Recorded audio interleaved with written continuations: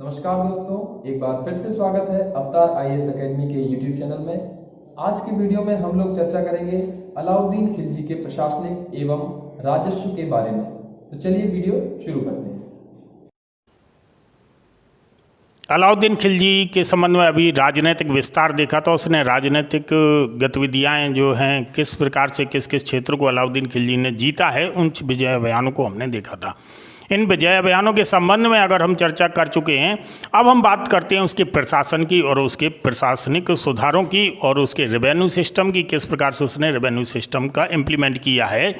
तो सबसे पहले हम ये समझना चाहते हैं कि मतलब पहले क्या चल रहा था। अलाउद्दीन खिलजी ने एक बहुत बड़ा बदलाव दिया था। देखो, अलाउद्दीन खिलजी ने जिस प्लेटफॉर्म को रेवेन्यू सिस्टम में और एडमिनिस्ट्रेटिव सिस्टम में जिस प्लेटफॉर्म को तैयार किया था, उस प्लेटफॉर्म को आगे बढ़ाया शेरशाह सूरी ने, और उसी प्लेटफॉर्म को और आगे बढ़ाया है एक तरह से अकबर ने, अकबर के पीरियड में। मतलब हम ये कह सकते हैं कि अकबर का पूर्वगामी जिस प्रकार से शेरशाह सूरी हो सकता है, तो शेरशाह सूरी का पूर्वगामी अलाउद्दीन खिलजी था। अलाउद्दीन खिलजी ने क्या क्या व्यवस्थाएं बदलाव की, तो व्यवस्थाएं क्या थीं? देखो, अब तक क्या होता था, एक सुल्तान होता था, सुल्तान के हाथों में सैनिक राइट्स थे, जुडिशियरी राइट्स थे, और सुल्तान के हाथों में रेवेन्यू राइट्स थे। फाइनली सुल्तान ने अपने पावर जो है ना निचले स्तर पर डेलीगेट्स किए थे इक्तादारों को।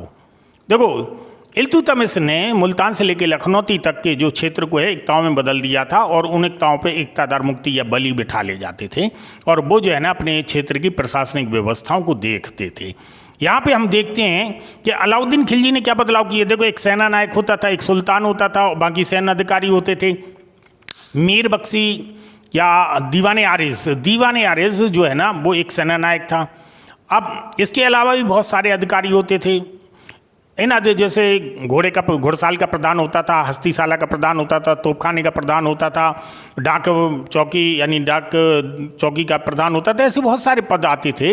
इन पदों पर नियंत्रण रखना, इन सैनिक कार्य सिस्टम पर नियंत्रण रखना और प्रत्यक्ष रुचि लेना। अब तक सुल्तान का होता था, सुल्तान गद्दी पे बैठे रहते थे, उनके जो अधिकारी वर्ग है वो अपने वर्क को करता रहता था, तो ये सिस्टम ऐसे ही चलता रहता था। लेकिन अलाउद्दीन खिलजी ने पहली बार जो है ना सीधे डायरेक्ट जो है ना इंटरफियर और डायरेक्ट इंटरेस्ट लेने लगा इन व्यवस्थाओं से, कि राजनीतिक व्यवस्थाओं को किस प्रकार से चलाया जाए, प्रशासनिक व्यवस्थाओं को किस प्रकार से चलाया जाए। वो सीधा इंटरफियर करने लगा और सीधा रुचि लेने लगा एक तरह से। यहाँ पे क्या था, अब तक का कुल उत्पादन का 1/3 हिस्सा लिया जाता था। इसके साथ ही, और ये हिस्सा कौन लेता था? किसान ही ये हिस्सा जमींदार को देता था। इसके साथ 1/3 हिस्सा देता था वो अपनी उत्पादन का। इसके साथ ही बहुत सारे कर होते थे जो किसान को देना पड़ते थे। किसान के ऊपर बहुत बड़ा बोझ था कर का। घरी कर, चरी कर, लंग बटाई, रास बटाई, किस्मत खूती, हुकूक खूती, मतलब इस प्रकार के कर थे। मृत्यु कर, जन्म कर, तो ये जो कर थे ये किसान को देना पड़ते थे, और ये कर जो है ना वो जमींदार के पास जाते थे। जमींदार एक मध्यस्थ वर्ग था, जो गांव का प्रधान था या मुखिया था, उसके पास जाते थे। ये लोग ताकतवर होते थे, धन का संकेंद्रण होता। तो जमींदार के पास की अपनी खुद की जो भूमि होती थी वो बहुत बेहतरीन भूमि होती थी। सबसे अच्छी उत्पादन वाली भूमि जमींदार की होती थी अपनी, और जमींदार की जो अच्छी भूमि होती थी उस पर जो उत्पादन होता था जमींदार उस पर कोई कर नहीं देता था, और सबसे ज़्यादा भूमि जमींदार के पास होती थी। तो एक तरह से जमींदार धनाढ्य व्यक्ति बन गया। किसानों के पास कम भूमि होती थी, और जमींदार जो है ना अपनी भूमि पे जो काम करवाता था वो किसानों से फ्री फंड में मतलब काम करवाता था, एक तरह से बेगारी में काम करवाता था। उसे कोई पैसा नहीं देना पड़ता था, और वो केवल भोजन देता था उस किसान को या उस गांव के व्यक्ति को। और जमींदार की पूरी खेती ऐसी होती थी, उसका पूरा जो है ना प्रोडक्ट या पूरा उत्पादन जमींदार के पास आता था। राज्य को उसे कोई कर नहीं देना पड़ता था। एक तो अलाउद्दीन खिलजी को लगा कि ये मध्यस्थ वर्ग ये करता धरता तो कुछ है नहीं, बढ़िया जमीन लिए, कर भी नहीं देता है, और रेवेन्यू सिस्टम जो है ना वो किसान लोग देते हैं, और ये रेवेन्यू सिस्टम में भी बदलाव होना चाहिए, और इसको भी करके दायरे में लाना चाहिए। तभी जो है ना राजकोष में खजाना बढ़ेगा। क्योंकि अब तक जो है ना किसी सुल्तान ने स्थायी सेना नहीं रखी थी। अब तक किसी सुल्तान ने कोई ऐसा मजबूत सैन्य तंत्र खड़ा नहीं किया था। अलाउद्दीन एक मजबूत सैन्य तंत्र खड़ा करना चाहता था। राजस्व व्यवस्था को आपने देखा होगा कि अलाउद्दीन ने 1/3 की जगह 1/2 भाग किसानों से कर लिया, लेकिन किसानों ने विद्रोह नहीं किया। क्यों? क्योंकि जो कर देता था किसान जमींदार को बहुत सारे, वो कर जमींदार को मिलते थे और वो बर्डन किसान पर पड़ता था। और इस हिसाब से देखा जाए तो किसान को लगभग 55 से 60% उसका उत्पादन तो कर में ही चला जाता था, उसे तो केवल 40% मिलता था। लेकिन अलाउद्दीन खिलजी ने क्या किया, किसान से प्रत्यक्ष रिश्ता जोड़ के और किसान से सीधा 50% कर लिया, और जो छोटे मोटे कर थे जमींदार के वो सारे कर बंद कर दिए कि किसान अब कोई कर नहीं देगा, ना हुकूक खूती देगा ना किस्मत खूती देगा। अब मैं आपको ये बताना चाहता हूँ कि हुकूक खूती या किस्मत खूती क्या होता है। देखो, घरी कर मतलब हाउस टैक्स, घर का कर। चरी कर मतलब 2 जानवर जो है ना अगर किसान के पास हैं तो फ्री में चर सकते हैं, जो जंगल भूमि है उसमें फ्री में चर सकते हैं। 2 से अधिक जानवर हैं तो उसी हिसाब से उसको चरी कर देना पड़ेगा। इसके बाद जो है ना पगड़ी कर, अगर कोई किसान पगड़ी रखता है अपने सर पे तो वो पगड़े थे मतलब वो किसानों में एक ठीक स्टेटस पे है तो उसे पगड़ी कर देना पड़ता था। जन्म कर, किसी के यहाँ कोई जन्म हुआ है तो जन्म कर देना है, किसी के यहाँ कोई मर गया तो मृत्यु कर देना है। इस प्रकार से जो है ना तमाम प्रकार के कर होते थे। इन करों के बोझ तले किसान दबा हुआ था, और अलाउद्दीन खिलजी ने इन सभी करों को ख़त्म कर दिया और उसने सीधा उत्पादन का आधा टैक्स लिया, आधा रेवेन्यू वसूल किया। तो आप समझ सकते कि किसान ने विद्रोह नहीं किया। क्यों? क्योंकि उसे कोई फर्क नहीं पड़ा, और ये जो मध्यस्थ वर्ग था इसे ख़त्म कर दिया।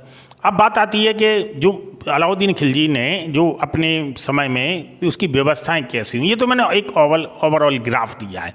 अलाउद्दीन खिलजी के समय देखते हैं अकत खां का विद्रोह हुआ था, मंजू खां का विद्रोह हुआ था, उमर खां का विद्रोह हुआ था, हाजी मौला का विद्रोह हुआ था। अलाउद्दीन खिलजी ने ये प्रारंभ में ही समझ लिया था कि ये विद्रोह होते रहेंगे, अगर इन विद्रोहों को मजबूती से दमन तो किया, लेकिन ये विद्रोह दोबारा ना हो इस प्रकार के, इसके लिए उसने प्रशासन को और सैन्य व्यवस्था को चुस्त करने की कोशिश की कि एक मजबूत प्रशासन होना चाहिए, मजबूत सैन्य व्यवस्था होना चाहिए। इसके लिए उसने जो है ना मतलब ये कह सकते हैं कि अलाउद्दीन खिलजी ने पहला सुल्तान था जिसने कहा कि राजस्व यानी राजत्व का जो सिद्धांत है, राजत्व रक्त संबंध नहीं जानता है।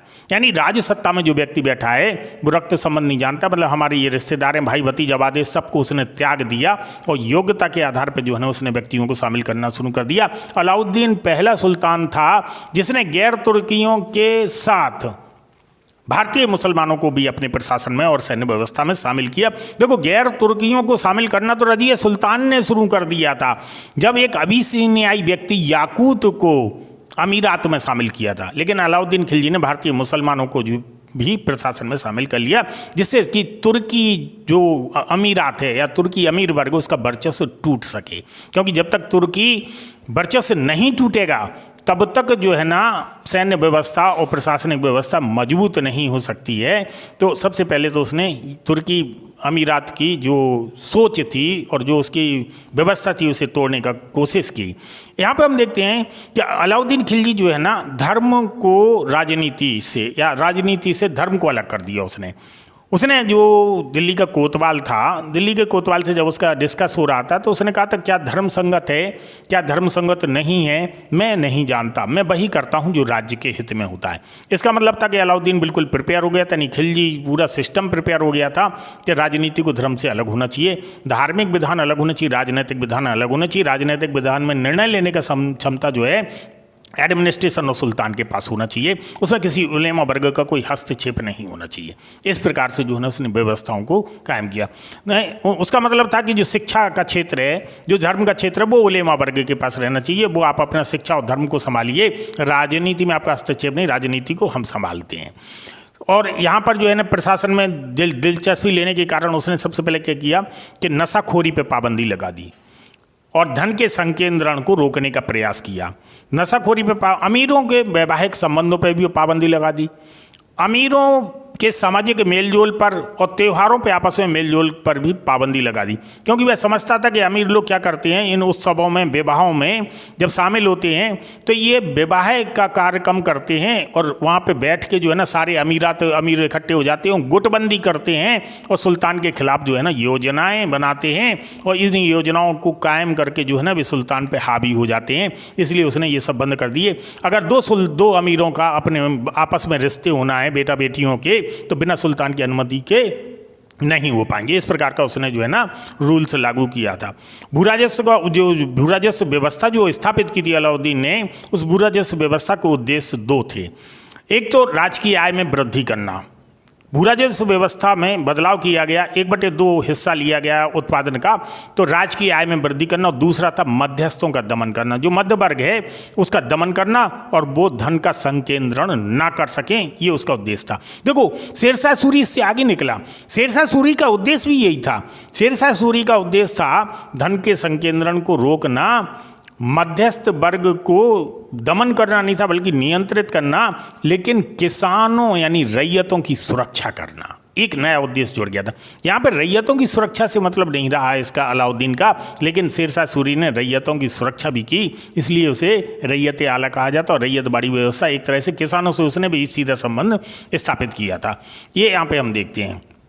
तो अब बात करते हैं किसकी, अब बात करते हैं कि किस प्रकार से उसने धन के संकेंद्रण को रोका। तो मतलब उसने क्या किया कि भूमि की माप करवाई। ये पहला सुल्तान था जिसने भूमि की माप करवाई, और भूमि माप की इकाई को बिस्वा माना। बिस्वा का मतलब होता है बीघा से है। अब बीघा को उसने भूमि माप की इकाई बनाई, और इसके बाद एक ब्लॉक में कितने बीघा जमीन है तो उस हिसाब से उसने आकलन करवा दिया। प्रत्येक व्यक्ति की, प्रत्येक किसान की, मतलब गंगा यमुना 2 आब में भूमि की माप करवाई, और प्रत्येक व्यक्ति की, और यहाँ तक कि उसने जो अमीरात होती थी उसकी, यानी जो जमींदार वर्ग था ग्रामीण क्षेत्र का जिसके पास बढ़िया भूमि थी, उनकी भूमि की माप करवाई, और सभी भूमि पर उसने 1/2 भाग उत्पादन का कर लगा दिया, यानी जमींदारों पे भी कर लगा दिया। और जमींदारों को उसने धमकी दी कि आप कर के कलेक्शन में भी सहयोग करें। देखो एक तो अब जमींदार को खुद भी कर देना पड़ रहा है, और दूसरा कर के कलेक्शन में आपको सहयोग भी करना पड़ेगा। जमींदार पे एक तेजी से दबाव बना। हालांकि बर्नी ने कहा है कि अब जो जमींदार हुआ करते थे अब वो घोड़े पे नहीं सवार होते थे, अब वो पान नहीं चबाते थे, अब उनकी स्त्रियां जो है ना वो मुसलमानों के घर में झाड़ू पोंछा करने के लिए जाती थी जमींदारों की। ये कुछ ज़्यादा ही हो गया है। मतलब आप सोचो ना, जिस जमींदारी से सदियों से जो जमींदारी चली आ रही है, जिनके पास सदियों से जिनके पास पैसा आ रहा है, जिनके किले नुमा मकान बने हैं, जिनके घरों में क्विंटलों सोना पड़ा हुआ है, सोना चांदी हीरा जवाहरात पड़े हुए हैं, यानी पिछले पीढ़ी दर पीढ़ी उनकी जो कमाइयाँ पड़ी हुई हैं, एक अलाउद्दीन खिलजी के छोटे से शासनकाल में वो अचानक इतने गरीब कैसे हो जाएंगे कि बिल्कुल उनकी स्त्रियां जो है ना वो दूसरों के घर में काम करने के लिए जाने लगें। ये तो संभव नहीं है। ये थोड़ा सा बर्नी ने जो है ना ज़्यादा ही फेंक दिया है, और वो जो है ना एक उनका भावनात्मक लगाव होता है, तो ये नहीं था। हाँ ये जरूर है कि उन्हें अपना अब भूमि का कर देना पड़ा, आर्थिक स्थिति पर थोड़ा बहुत प्रभाव पड़ा होगा, और बाकी तो उनका अपना गाँव में वर्चस्व बना ही रहा। जो बेगारी करवाते थे वो बेगारी करवाते ही रहे, और जो लोगों की सहायता करते थे और इसके बाद उनसे काम करवाते थे वो सब होता रहा। क्योंकि गांव का प्रशासन तो जमींदार ही देखेगा, गांव का प्रशासन तो वो जो गांव का हेड है, मुखिया है, वही देखेगा। उसके अलावा गांव में कोई सहायता करने के लिए नहीं है, और गांव के लिए कोई सुरक्षात्मक इकाई भी नहीं है वहाँ पे। ऐसा कोई एडमिनिस्ट्रेशन नहीं है कि हर गांव में एक अलाउद्दीन खिलजी के द्वारा एडमिनिस्ट्रेटर बैठा दिया जाए, ये संभव नहीं था उस समय। इसलिए वो काफ़ी हद तक प्रशासक तो बना ही रहा। इसके बाद अपन बात करते हैं कि जो गांव में जो होते थे खुद मुकद्दम चौधरी, तो खुद मतलब खुद कास्त होता है, मतलब ऐसा किसान जो बड़ा किसान है जिसकी अपनी खुद की भूमि है, जिसका अपना प्रॉपर्टी राइट्स है, तो वो खुद कहलाता था। खुद मतलब खुद कास्त। मुकद्दम का मतलब होता था गांव का मुखिया, और चौधरी का मतलब होता 30-40 गांव को मिला के एक चौधरी होता था, जैसे अपन सामंतीय व्यवस्था के तहत देखते हैं प्राचीन काल में, ऐसे ये चौधरी हुआ करता था। इनके अधिकारों को छीन लिया था। और हुकूके खूती ये लोग क्या करते थे, जैसे किसान से कर वसूल करना है तो किसान से 1/3 कर वसूल कर लिया जमींदार ने, 1/3 उसके उत्पादन का कर वसूल कर लिया। इसके बाद जो है ना जमींदार किसान से कहता था कि हम तुम्हारे नौकर तो है नहीं, देखो आपको कर देना है सुल्तान के लिए, तो आप सुल्तान के पास जाओ अपना कर लेके, उसको दे के आओ। हम कर नौकर लगे सुल्तान के, ना आपके नौकर लगे हैं। तो आप एक काम करो कि आपको ये हमारा हक बनता है, हुकूके खूती दो, मतलब हम आपके खेत पे आए हैं कर लेने के लिए, यहाँ से हम कार इकट्ठा करेंगे, फिर सुल्तान को भेजेंगे, बैलगाड़ियों से जाएगा या पैसा जाएगा, जो भी जाएगा, तो ये अगर लुट गया कुछ हो गया तो रिस्क तो हमारी है, तो हमें किसान से हुकूक खूती चाहिए। तो वो एक निश्चित परसेंटेज 10% जो है ना हुकूक खूती ले लेता था उसके उत्पादन का। तो आप देखो एक हुकूक खूती हो गया, एक किस्मत खूती। अब जब किसान से कह दिया कि भैया पान वो क्या बोलते खान कर दे दो, खान कर का मतलब होता है खाना, खान शुमारी, खानसुमारी का मतलब होता है खाना। मतलब देखो ना, खानसुमारी, जमींदार भोजन करता है तो किसान जो है ना उसको खानसुमारी कर देता है। कैसे कर देता है? उसने 2 किलो गेहूं दे दिया, लो साहब ये जमींदार साहब का खानसुमारी है। फिर बोले पानसुमारी दो, जमींदार पान खाता है तो किसान को देखो अब उसने 1 किलो गेहूं और दे दिया, लो ये पानसुमारी है। तो इस प्रकार के बहुत सारे कर ले लेता था जमींदार, किसान के पास बहुत कम बचता था। तो यहाँ पे आप देखते हैं कि यहाँ पे जो हुकूक खूती था, हक बनता था, वो भी अलाउद्दीन खिलजी ने बंद कर दिया। कोई किसान से हुकूक की खूती नहीं लिया जाएगा, कोई कर नहीं। एक था किस्मत एक खूती। अब जब सारे कर ले लेता था जमींदार का जो कारदार होता था, मतलब जो उनका नौकर चाकर होते थे, तो वो कहता था कि भैया आप किस्मत से जो तुम्हें देना है सो वो दे दो। तो 1-2 किलो और वो किसान दे देता था, लो साहब ये किस्मत से जमींदार साहब के लिए है। तो इस टाइप से जो है ना बहुत सारे कर लेता था। अब 1-1, 2-2 किलो अगर ये छोटे छोटे कर मिला लिए जाओ, गांव में अगर 500 किसान हैं तो आप कल्पना कर सकते कितना गेहूं उसके पास ये छोटे छोटे करों से भी कलेक्शन हो जाता था। यानी एक तरह से बहुत धनपति टाइप के लोग, एक धन का संकेंद्रण हो रहा था ग्रामीण क्षेत्र में। इस धन के संकेंद्रण को उसने रोकने का प्रयास किया था और ये मध्यस्थ वर्ग को जो है ना नियंत्रित करने का प्रयास किया था। और बिना इसके वो अपनी मजबूत सैन्य तंत्र भी खड़ा नहीं कर सकता था, ये बात भी फैक्ट थी। यहाँ पे इस प्रकार के करों को जो है ना खत्म कर दिया गया। यहाँ पर हम देखते हैं कि इसने सैनिकों में हुलिया और दाग की प्रथा को लागू कर दिया। हुलिया और दाग की प्रथा से मतलब होता है, इसे पुनर्जीवित कर दिया। हुलिया और दाग की प्रथा का मतलब होता है कि अब तक क्या होता था कि जब सुल्तान युद्ध करने के लिए जाता था तो इक़्तिदार जो है ना अपने सैनिक लेके आ जाते थे। मान लो किसी इक़्तिदार के पास 5000 सैनिक हैं, तो 5000 सैनिकों कोई वेतन वो सब लेता था। वो क्या करता था कि 2000 सैनिक अपने पास रखता था और 3000 सैनिक सस्पेंड कर देता था। ये बात सुल्तान को पता ही नहीं लगती थी। और जैसे ही सुल्तान को उस इक़्तिदार की ज़रूरत पड़ती थी युद्ध क्षेत्र में, तो वो 5000 सैनिक जो है ना लेके जो आता था तो वो 3000 की भर्ती कर लेता था जल्दी। और इतने जल्दी अगर सैनिक नहीं मिले तो वो ऐसे ही सैनिक उठा लेता था, अनट्रेंड सैनिक, और अपने कह देता था कि यही हमारी सेना है। और इसके बाद जो है ना अच्छे घोड़े नहीं मिलते थे, अरबी खर्चा लेता था अच्छे अरबी घोड़े का, और टट्टू फट्टू भी लेके आ जाता था, कमजोर मरियल से घोड़े। युद्ध मैदान में सुल्तान को जो है ना बड़ा समस्या झेलना पड़ती थी, क्योंकि वो अनट्रेंड सैनिक लड़ने ही नहीं जानते थे। इस हिसाब से उसे लगता था कि ये जो अनट्रेंड सैनिक का सिस्टम चल रहा है इसे स्थायी कर दिया जाए। तो उसने क्या है कि प्रत्येक सैनिक के लिए एक आई कार्ड टाइप का बना, जिसमें उस सैनिक का नाम, उसका पता, उसका हुलिया, उसके चिन्ह, क्या तिल है, क्या है, उसका पूरा ब्यौरा उस पर लिखा जाता था। और घोड़ों को राजकीय चिन्ह से दाग दिया गया, जिससे कि जब लड़ाई में आए तो वो राजकीय चिन्ह से दगा हुआ घोड़ा ही आए। तो हुलिया और दाग प्रथा ने जो है ना सैनिक तंत्र में जो घोलमाल चल रहा तो उसे बंद कर दिया, उसे नियंत्रित कर दिया। 5000 अगर किसकी पास सेना है तो अब वो टर्मिनेट नहीं कर सकता, उन सैनिकों का वेतन भत्ता जो है ना वो इक़्तिदार खा नहीं सकता है, क्योंकि जब अब सेना बुलाई जाएगी तो उसे वही सैनिक चाहिए जो हुलिया के सैनिक उसके अलॉट हुए थे, और वही उसके घोड़ा चाहिए जिसे दाग आ गया था। अगर किसी सैनिक का कोई घोड़ा मर जाता है या किसी इक़्तिदार के घोड़े मर जाते हैं तो राजकीय उससे जो है ना घोड़े जो खरीदते थे वो राजकीय उसमें दगवाना पड़ता था। इसके बाद ही जो है ना वहाँ पे उसकी सेना में वेरीफाई होता था और शामिल होता था। इस प्रकार की उसने व्यवस्था को, यानी हुलिया और दाग प्रथा को जो है ना फिर से पुनर्जीवित कर दिया। इक़्तिदारों के ट्रांसफ़र पर बल दिया उसने। वो तो क्या था, जो इक़्तिदार जहाँ पे होता था वो वहीं पे अपना जो है ना व्यवहारिक संबंध बना लेता था अब जो जमींदारों से, और इसके बाद जो है ना उन पर नियंत्रण करके और बड़ा सा धन एकत्रित कर लेता और ताकतवर बन जाता था। वही इक़्तिदार चुनौती देने लगता था सुल्तान पे। इसने क्या किया, इसने इक़्तिदारों को ट्रांसफरेबल कर दिया। 3 साल तक आप यहाँ के इक़्तिदार हो, 3 साल बाद आपको दूसरी इक़्तिदार दी जाएगी, अगले साल बाद आपको दूसरी। इस प्रकार से जो है ना वो ट्रांसफ़र होते रहा। तो इससे 2 चीज़ें हुई। एक तो अगर कोई इक़्तिदार अपनी क्षेत्र की जनता का या जमींदारों का शोषण कर रहा है तो वो शोषण नहीं कर पाता था, और दूसरा अगर वो रिश्ते बना रहा है व्यक्तिगत और मजबूत सत्ता को स्थापित यानी चुनौती देना चाहता है तो वो चुनौती नहीं दे पाता था। इसलिए इसने जो है इक़्तिदारों के स्थानांतरण पर बल दिया था। बाजार नियंत्रण इसकी सबसे बेहतरीन व्यवस्था रही है।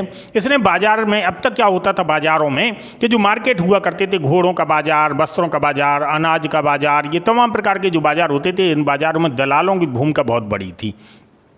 एक व्यक्ति कुछ बेचने जाता था, एक व्यक्ति कुछ खरीदने जाता था, इनके बीच में एक मध्यस्थ होता था, दलाल होता था। दलाल अपनी दलाली खाता था। 100 टंका का घोड़ा जो है 120 टंका में बिकवा देता था और 20 टंका अपनी दलाली लेता था।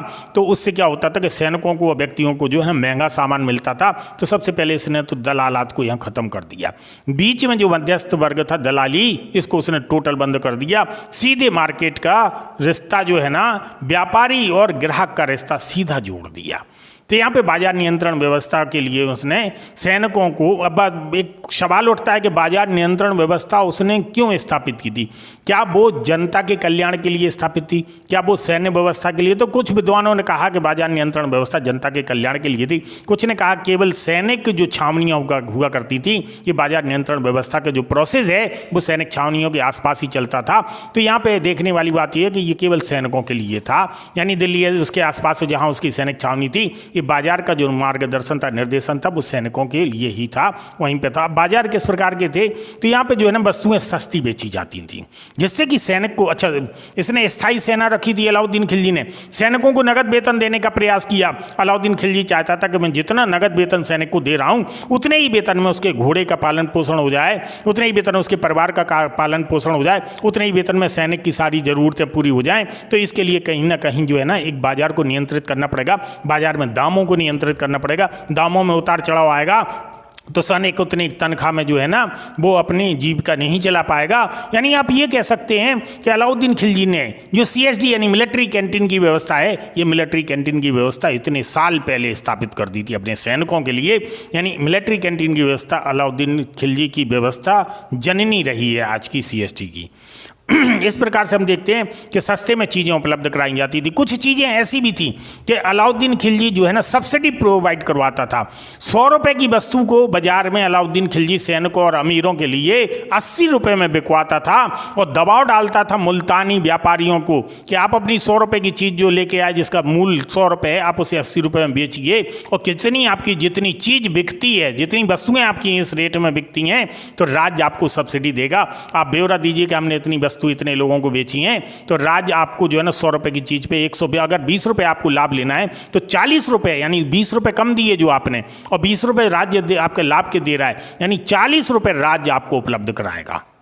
इस प्रकार की व्यवस्था की सब्सिडी की, तो उसकी जो है ना बाजार व्यवस्था सक्सेस हो गई।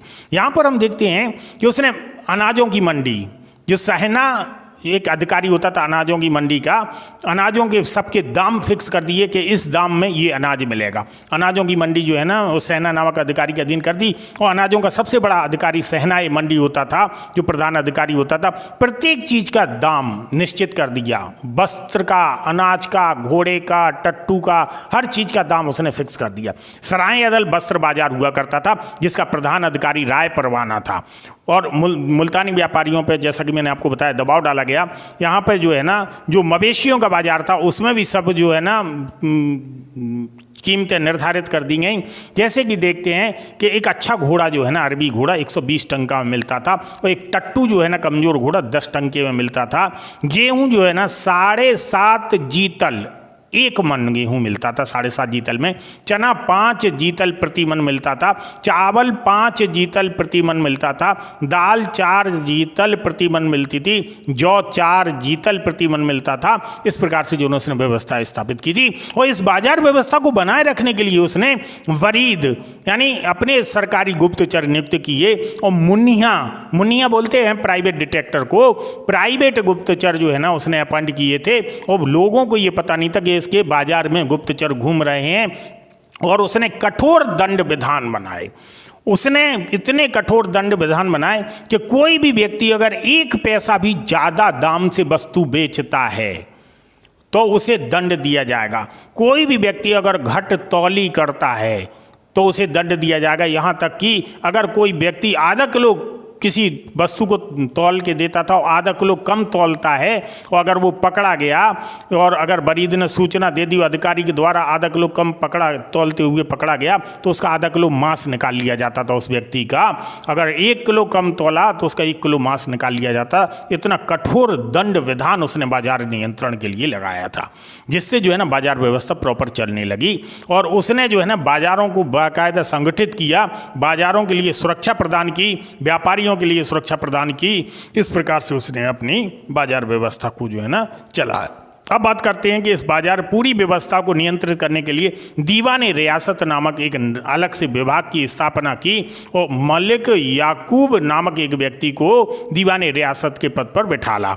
और एक सहनाई मंडी जो था, जो प्रधान जो अधिकारी था, तो सहनाई मंडी पर जो है ना जो गेहूं गया गल्ला अल्लाह का जो मंडी थी उसका जो प्रधान अधिकारी था उसमें मलिक काबुल को बिठाला था। इन व्यक्तियों को नियुक्त किया था और ये पूरे इन बाज़ारों के हेड हुआ करते थे। यहाँ पर हम कहते हैं कि बर्नी जब इसके अलाउद्दीन खिलजी के बारे में कहता है कि देखो अलाउद्दीन खिलजी ने इतना रक्त बहाया जितना मिस्र के फ़राओं ने नहीं बहाया। इसका मतलब होता है कि उसने ओवरऑल अलाउद्दीन खिलजी के कठोर दंड विधान को देखा। देखो मंगोलपुरी के दिल्ली की जो मंगोलपुरी थी उसके मंगोलों के जो परिवार और बच्चे थे, स्त्रियां थी, उनका कत्लेआम करवा दिया था इसने। ये भी निर्दोषों का रक्त बहाया था। जो व्यक्ति बाजार नियंत्रण व्यवस्था में दोषी पाए जाते थे उनको वो मरवा भी देता था। मतलब बहुत कठोर दंड विधान थे। इसके बाद बात करते हैं कि जो मंगोलों जो अलाउद्दीन खिलजी के जो एक आर्किटेक्ट की बात करते हैं और भी इसके बारे में आगे चर्चा करेंगे दूसरे चरण में। इसने बहुत ज़्यादा आर्किटेक्ट को वो नहीं दिया। देखो एक तो इसने अलाई दरवाजे का निर्माण करवाया था दिल्ली में, कौसे के सीरी का किला बनवाया था इसने वहाँ पे, और दीवान वजारत और जो उसका जो प्रशासनिक यानी वजीरात में जो शामिल किया था इसने, तो वजीरात में 3 लोगों को शामिल किया था क्रमिक रूप से। एक तो दीवान वजारत यानी वजीर के पद पर जो नियुक्त किया था, एक तो ख्वाजा खातिर था, एक ताजुद्दीन था और दूसरा जो है ना नुसरत खां था। और इन्हें वजीर बनाया था और इनसे अपनी प्रशासनिक व्यवस्थाओं की देखरेख के लिए जो है ना वो अपने नियंत्रण रखवाता था। अलाउद्दीन खिलजी खुद भी व्यक्तिगत रूप से नियंत्रण करता था, खुद भी रुचि लेता था और प्रत्येक समय अपने जो उसके गुप्तचर थे उनसे जो है ना ब्यौरा लेता था। अगर कोई गुप्तचर ठीक से काम नहीं कर रहा है तो मौत के घाट उतरवा देता था वो। मतलब सीधी सी बात है कि वो बिल्कुल प्रत्यक्ष नियंत्रण चाहता था, प्रत्यक्ष देखरेख करना चाहता था। और जो आपकी सामाजिक व्यवस्था है, जो आपकी जो राजनीतिक व्यवस्था है, इन राजनीतिक सामाजिक व्यवस्थाओं में अपने जो राजनीतिक प्रोसेस से धर्म को बाहर रखा है, उलेमा वर्गों को इसने बाहर रखा है।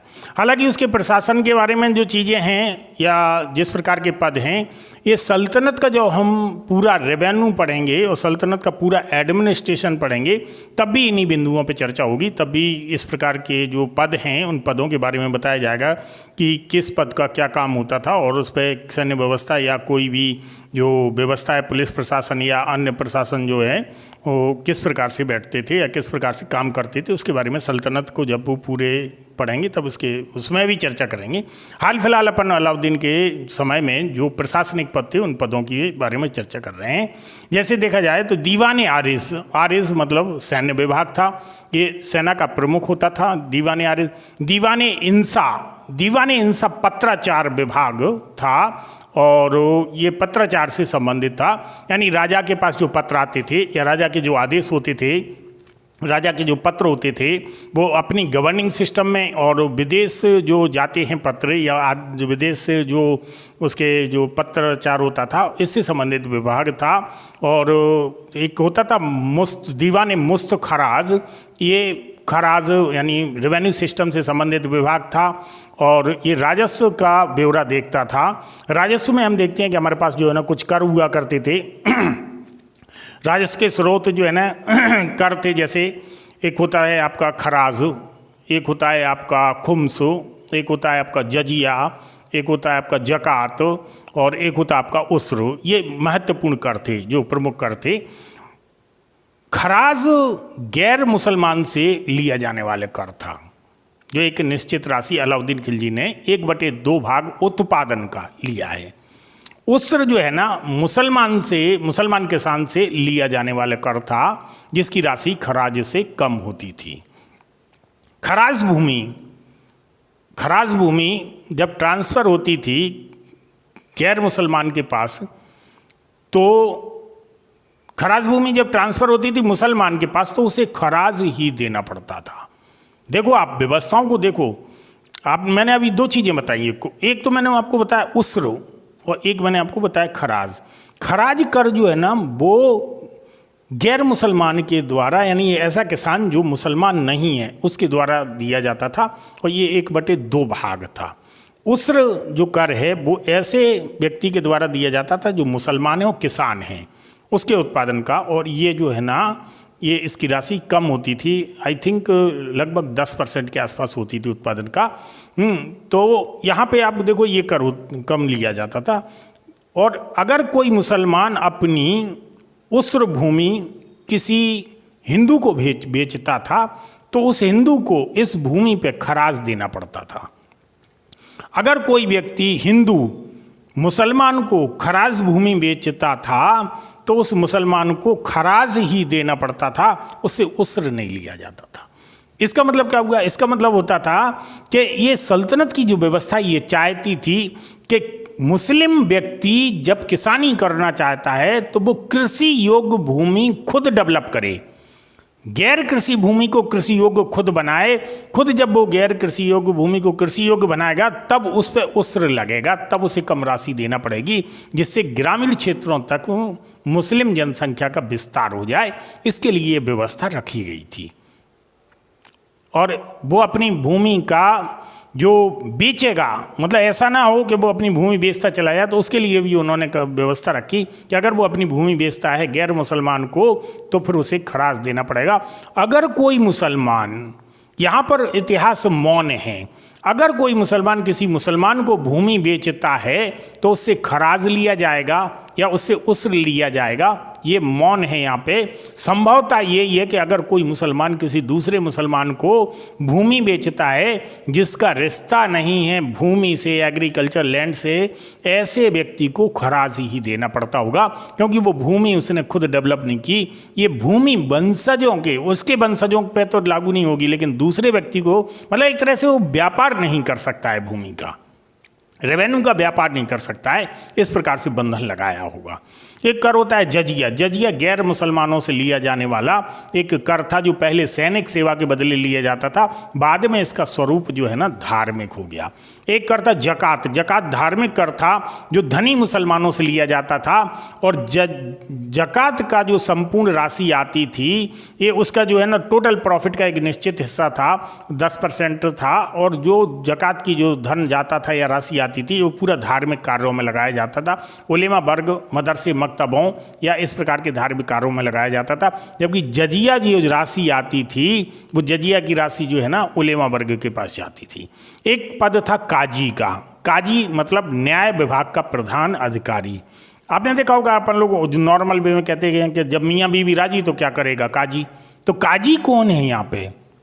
काजी जो है ना वो न्यायाधीश होता था। तो आज भी वही स्थिति है, मियाँ बीवी राजी तो क्या करेगा काजी। जब मियाँ बीवी राजी है तो अदालत कहती है ठीक है हो गया तुम्हारा विवाह, जाओ ऐश करो। कल भी वही व्यवस्था थी। काजी की सहायता के लिए एक मुफ्ती हुआ करता था। मुफ्ती व्याख्या करता था शरीयत की या कानून की, और काजी उस व्याख्या के आधार पर निर्णय सुनाता था। तो मुफ्ती को आप सरकारी वकील मान लो कि सरकारी वकील हो गया मुफ्ती, और काजी जो है ना वो न्यायाधीश हो गया। पुलिस व्यवस्था यहाँ पर थी उस समय की, गुप्तचर व्यवस्था थी। गुप्तचरों में मैंने आपको बताया था वरीद हुआ करते थे जो सरकारी गुप्तचर थे, मुनिया हुआ करते थे जो प्राइवेट डिटेक्टर थे, और गुप्तचरों के प्रधान जो अधिकारी होता था उसे वरीद मुमालिक कहा जाता था, मतलब वरीदों का प्रधान व्यक्ति। डाक व्यवस्था यहाँ पे थी। यहाँ पे मैंने कर आपको बताया था बहुत सारे कर होते थे, घरी कर, करीचर, पगड़ी कर, जन्म कर, पान सुमारी, खान सुमारी। अलाउद्दीन खिलजी ने इन सभी करों को जो है ना ख़त्म करवा के लगभग और सीधा 1/2 हिस्सा लिया था रेवेन्यू का। यहाँ पर देखते हैं कि एक दीवाने रसातल होता था, रसालत होता था। ये वैसे तो देखा जाए तो रसूल शब्द से रसालत बना, रसूल का मतलब होता है धार्मिक। कुछ विद्वान ये मानते हैं कि दीवाने रसालत विभाग जो है ना धार्मिक विभाग था, लेकिन अधिकतर विद्वान ये मानते हैं कि दीवाने रसालत जो है ना विदेश विभाग था। मतलब विदेश के जो रिश्ते हैं, विदेश से जो संबंध बनाना है, एडमिनिस्ट्रेट जो एम्बेसडर वगैरह, राजदूत वगैरह आते हैं, राजदूत भेजना है, तो ये और विदेश के राजनीतिक सभी संबंधों का डिपार्टमेंट ये दीवाने रसालत था। एक दीवाने रियासत था जो बाजार नियंत्रण व्यवस्था जो अलाउद्दीन के समय में ही स्थापित हुआ था, और बाजार मार्केटिंग जो बाजार व्यवस्था स्थापित की थी उसको नियंत्रित करता था। मुहतसिब होता था एक अधिकारी यहाँ पे। मुहतसिब जो होता था वो व्यक्तियों के नैतिक आचरणों पर ध्यान रखता करता था, व्यक्ति के नैतिक आचरणों पर नज़र रखता था और नैतिक आचरणों को अच्छा बनाना चाहता था, और कौन सा व्यक्ति नमाज पढ़ रहा है, कौन सा व्यक्ति मतलब इस्लाम के खिलाफ या धर्म के खिलाफ तो नहीं बोल रहा है, इस टाइप का। इसी मुहस्सिब नाम के अधिकारी के अंतर्गत नापतौल विभाग भी था। जो नापतौल विभाग था मुहस्सिब के अंतर्गत ही आता था। इस प्रकार से जो है ना अलाउद्दीन खिलजी की जो प्रशासनिक व्यवस्थाएं और रेवेन्यू व्यवस्थाएं और उसकी राजनीतिक व्यवस्थाएं ये चलती थी। अब अलाउद्दीन खिलजी जब बूढ़ा हो गया, अलाउद्दीन खिलजी का जब लास्ट टाइम आ रहा है, तो मलिक काफूर को याद करो, जो खंबात की खाड़ी से 1000 दीनारी खरीदा गया था। मलिक काफूर का इस समय बहुत ज़्यादा प्रभाव बढ़ गया था।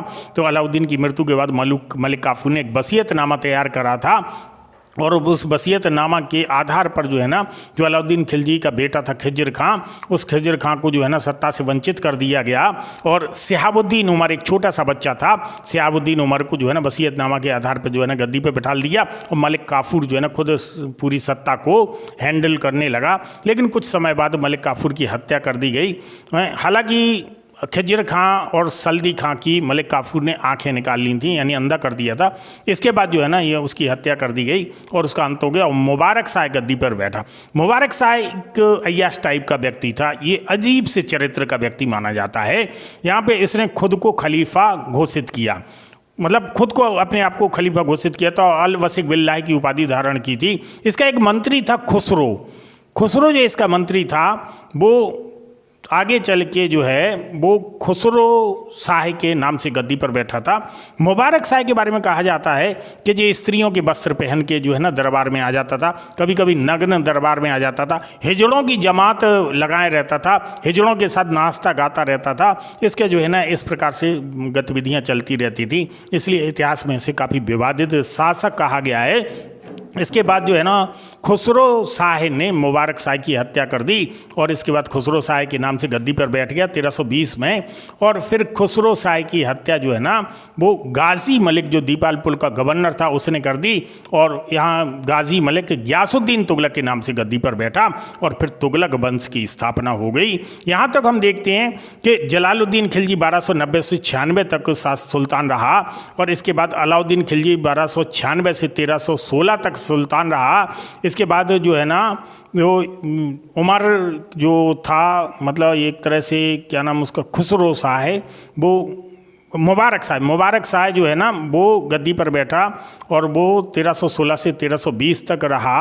और इसके बाद नसरुद्दीन खुसरब शाह गद्दी पर बैठा, जो 1320 में ही रहा। इसके बाद उसकी हत्या करके जो है ना गाजी मलिक गद्दी पर बैठ गया था। ये तो आपका पूरा सीरीज़ है, और इस सीरीज़ को अगर आप जो कॉपी पे लिखते हैं या व्यवस्थित तरीके से इसको करते हैं, तो मुझे लगता है कि आप अलाउद्दीन को काफ़ी हद तक समझने का प्रयास कर सकते हैं। और फिर इसके बाद तो है ना तुगलक जो सत्ता पे आ जाती हैं सल्तनत की।